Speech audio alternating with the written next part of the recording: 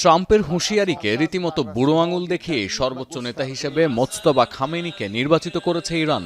আর সর্বোচ্চ নেতার নেতৃত্বে প্রথম দিনেই তেল আবিব ও হাইফা ছাড়াও মধ্যপ্রাচ্যের জ্বালানি স্থাপনায় বিধ্বংসী হামলা চালিয়ে ওয়াশিংটনকে পরিষ্কার বার্তা দিয়েছে তেহরান।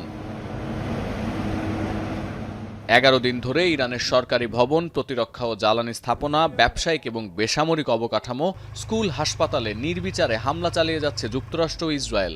কিন্তু এত কিছুর পরও ইরানিদের বাগে আনতে পারছে না তারা। নোভা এলইডি টিভি, ঝকঝকে ছবি, নিখুঁত শব্দ, 5 বছরের ওয়ারেন্টি। নোভা মানি সঠিক মান, নিশ্চিত সেবা। তেহরানের হামলার জেরে ওয়াশিংটন যে কিছুটা যুদ্ধের রাশ টানতে চায় তা স্পষ্ট ট্রাম্পের বক্তব্যে।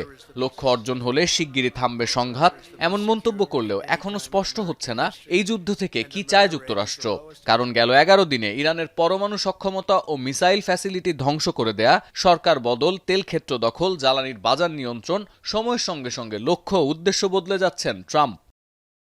আল জাজিরার বিশ্লেষণ বলছে, ট্রাম্পের গতিবিধি ইঙ্গিত করে যে কোনো সময় নিজেদের বিজয়ী ঘোষণা করে এই যুদ্ধ থেকে সরে যেতে পারে যুক্তরাষ্ট্র। ইরানের বিরুদ্ধে তখন একাই লড়তে হবে ইসরায়েলকে। বিশ্লেষকদের দাবি, এই পুরো বিষয়টি নেতানিয়াহুকে জটিল এক সমীকরণের সামনে দাঁড় করাবে। কারণ তখন হামাস, হিজবুল্লাহর পাশাপাশি ইরানের সঙ্গে দীর্ঘমেয়াদী সংঘাত চালাতে হবে ইসরায়েলকে, যেখানে যুক্তরাষ্ট্রের সমর্থন মিললেও নিজ দেশের জনগণ ও বিরোধীদের চাপে পড়বেন ইসরায়েলি প্রধানমন্ত্রী। শুরু থেকে এই যুদ্ধকে নেতানিয়াহুর একার যুদ্ধ বলে উল্লেখ করে আসছে বহু আন্তর্জাতিক গণমাধ্যম। বিশ্লেষকরা বলছেন, যুক্তরাষ্ট্র সরে গেলেও ইসরায়েলের সঙ্গে সহজে বিরোধ মিটবে না ইরানের।